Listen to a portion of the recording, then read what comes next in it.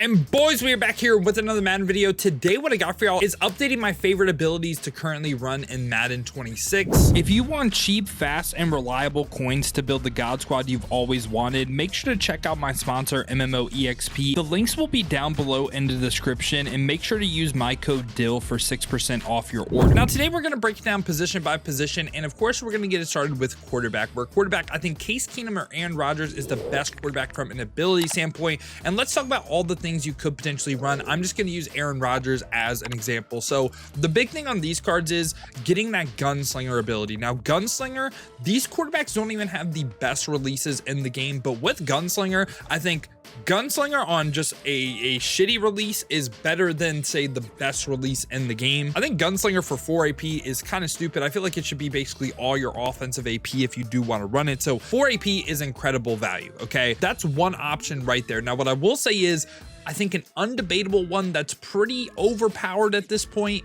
is going to go ahead and be QB playmaker as well. So for me, I'm not like, you can run pocket deadeye, you can run roaming deadeye, you for sure can. I think QB playmaker is something that is just stupid in the game right now as well. And this is just simply so good, especially with how bad zones are in the game and how bad defense is.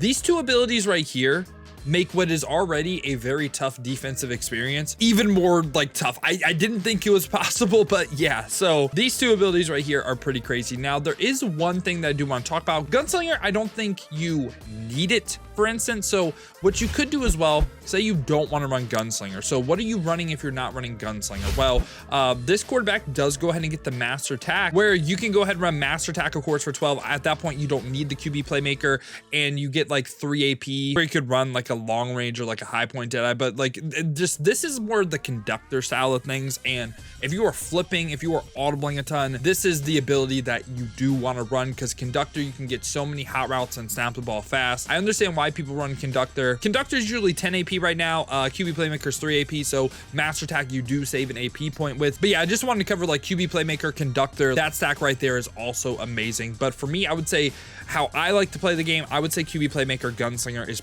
the best stack in the game for me. But again, conductor is still one of the best abilities in the game. But those are really the big three right now. Do you want to throw dots just like this? Then you need to check out my strategy website, vertex.tips, where you can unlock all of my schemes. And I'm also joined with some of the best football game players in the world. We will have the best tips and ebooks on both college football and Madden. So check it out. There will be a link down below in the description. Now back to the video. Again, I do want to say pocket deadeye is great. The deadeye abilities are really, really good still, but I think those are like the top 3 abilities that I'm like, that I feel like take that next step from like a good ability to like damn near overpowered. Okay, so those are my 3 recommendations right there. Now, when we go to running back right here, Jahmyr Gibbs and I believe Saquon Barkley both get this ability. Human joystick on the running back is pretty nuts.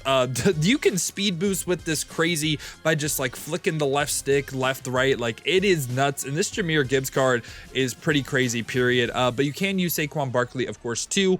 Any other running back ability that I really do like, there's like one that I can talk about on a fullback, but besides that, man, I'm really just this human joystick, man. Human joystick is really, really good in my opinion. I do want to say goal line back has its use, just because again, the goal line is obviously the hardest place to score in the game. Once you get inside the 10-yard line, that's where it gets tough to score. So I can see why you run that as well. Really, human joystick is the thing that I'm hammering down on the running back. I think that's the best one. Now, we talk about receiver abilities. Honestly, I'm kind of completely off like the route tech, the deep out, the short in, the mid out. I don't like with the stuff we have right now, I'm not really prioritizing that at all. Like, I don't think it works at the point versus man coverage. I think you should run it. And also, man coverage, in my opinion, isn't even really good in the game, period. So like, I feel like you don't need those abilities at all. Like, you have 76 overall Dante Thornton cooking the best corner in the game pretty consistently. So I don't think you need the man coverage beating abilities, but more so like a fun ability. And this kind of goes for the same thing with like Christian Okoye as well. This is more fun and like for after the catch, but someone like DK Metcalf fits this build perfectly. So DK, why is he fun? Why is he cool? Well, obviously you're going to upgrade him all the way to the 88, but It's really because the spin cycle ability. This is on big players like DK Metcalf, T Higgins, Nico Collins. They can get some crazy spin move animations, and it can just be really fun after the catch. This is more, again, like a fun thing than I think it is. You need to run it. So yeah, that's why I wanted to talk about it right here. Tight end ability is pretty similar to what I said about receiver. I think the fun one, again, is Gronk, because Gronk, again, huge player model, and I believe he also, yeah, he can get the spin cycle. So you could make a lineup full of people that can just spin and have a ton of fun after the catch. But again, that's something that I just don't think you need to do. I think matchup nightmare is pretty solid on the tight end too, but again, for me, it's QB ability, human joystick, running back right now. But something that is added to this video, O-line abilities are actually pretty damn good right now. There's like 3 I think that's worth to talk about. We can use Landon Dickerson as an example, and I think him going for like 90K, this is insane value right now. And the reason why I say that, so player specific, first off, gets pass protector. This is the pass pro part of secure protector. It's 2 AP, and I think a very good strategy right now, because what we're going to talk about on defense, which you play a lot, is like the Don El Toro stack. We'll talk about that in a second. But if you want 2 pass protectors, you have to play someone out of position. But say you want Joel Petonio right here, so you could potentially get, say, 2 pass protectors, and I think they do a really good job versus the Don El Toro stack. So you could run that right there, and I think that's smart. Now, on top of that too, some other O-line abilities that I think are good. First off, identifier. Now, I had the question, why is identifier good in this game? Well, the untarget feature, you want to untarget their user every single time. It makes basically every stunt, every blitz not come in. So that's a really big part of it as well. So I think identifier and pass protector, I think identifier is a must run ability. I should say that too. Pass protector, it's nice to have, you don't need it. And kind of similar mold to pass protector, I think post up is also really good as well on the offensive line as well. So you could run potentially pass protector, post up. I think both of those abilities are good. I would say pass protector over post up. And really the only other ability that I do think is worth to talk about, it's on Aaron Rodgers, but you could run it elsewhere, threat detector. Threat detector is interesting, even though I feel like there's not a lot of people blitzing crazy in the game right now. I don't know if you necessarily need this, but being able to see the blitzers on 3rd and 4th down, I think that is helpful, of course, but I don't think you need it. It's just something that I did want to talk about because I think overall it is a good ability. So overview of offense, gunslinger, QB playmaker, or conductor on the quarterback, or combo any of those 3. That's what I'm really recommending. Human joystick on the running back is great.